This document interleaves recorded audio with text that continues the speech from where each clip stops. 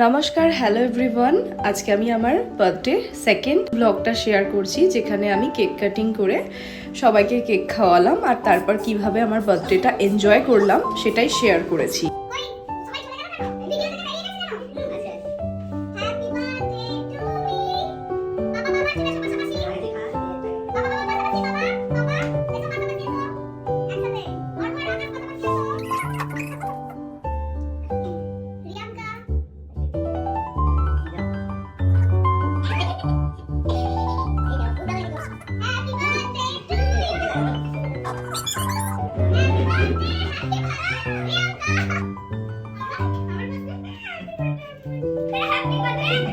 Happy birthday!